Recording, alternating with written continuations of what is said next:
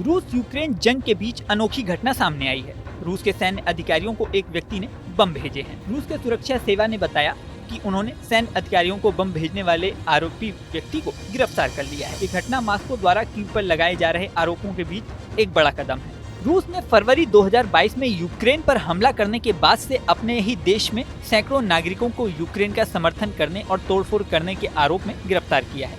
FSB के अनुसार 2003 में जन्मे इस संदिग्ध व्यक्ति ने इस महीने की शुरुआत में मॉस्को, वेरोनिश, क्रेस्काडोर और साताशोव क्षेत्र के कर्मियों और अधिकारियों को विस्फोटक सामग्री के पैकेट भेजे थे। इसका उद्देश्य अपने ही देश के सुरक्षा कर्मियों को नुकसान पहुंचाना था। सुरक्षा एजेंटों ने चेल्याबिंस्क हवाई अड्डे पर जांच के दौरान बमों को फटने से पहले ही खोज लिया और एक बड़ी दुर्घटना टल गई। एजेंसी ने बताया कि इत्र उपहार सेट में छिपाकर 5 पैकेटों में अस्थायी विस्फोटक भेजे गए थे। उन्होंने कहा कि यूक्रेनी विशेष सेवाओं ने इस संदिग्ध रूसी नागरिक को पैसे देकर भर्ती कर लिया था, लेकिन बम भेजने के बाद उससे संपर्क तोड़ लिया था। हालांकि यूक्रेन आमतौर पर असफल हमलों पर कोई टिप्पणी नहीं करता, लेकिन इससे पहले कई सैन्य अधिकारियों को वो निशाना बना चुका है, जिन्हें रूसी हमले के लिए जिम्मेदार बताता रहा है।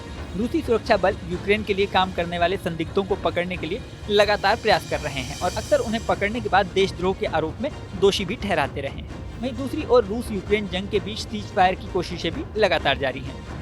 रूस और यूक्रेन के बीच 3 साल से युद्ध जारी है। हालांकि 2014 में ही दोनों के बीच विवाद शुरू हो गया था, लेकिन 2022 में रूस ने बड़ी सैन्य कार्रवाई शुरू की, जो कि अभी तक जारी है। दोनों तरफ से भीषण जंग जारी है। दोनों देशों के बीच जंग रुकवाने के लिए कई अंतर्राष्ट्रीय विशेषज्ञ बातचीत कर चुके हैं, लेकिन अभी तक कोई भी प्रयास सफल नहीं हुआ है। हाल ही में अमेरिका के राष्ट्रपति डोनाल्ड ट्रंप की ओर से रूस यूक्रेन की जंग रोकने के लिए शांति प्रस्ताव लाने की कोशिश भी की गई थी, लेकिन ये भी नाकाम साबित हुई है।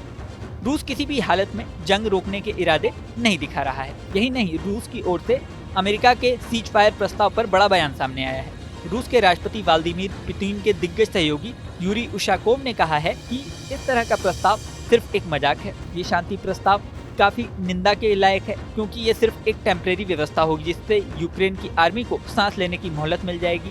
इससे ज्यादा इस सीज फायर का कोई मतलब नहीं है। रूस की ओर से निंदा के बाद अब सवाल खड़ा हो गया है कि अगर ये सीज फायर का प्रस्ताव नाकाफी साबित होता है तो जंग आगे किस दिशा में जाएगी। अमेरिका पहले ही यूक्रेन को मदद करना बंद कर चुका है। अमेरिका की मदद के बिना यूक्रेन कितने दिन जंग लड़ सकता है, ये भी बड़ा सवाल है। हालांकि यूरोपीय देश लगातार उसकी मदद की बात कह रहे हैं, लेकिन अमेरिका जितनी मदद वो कर पाएंगे, इस पे भी बड़ा सवाल है।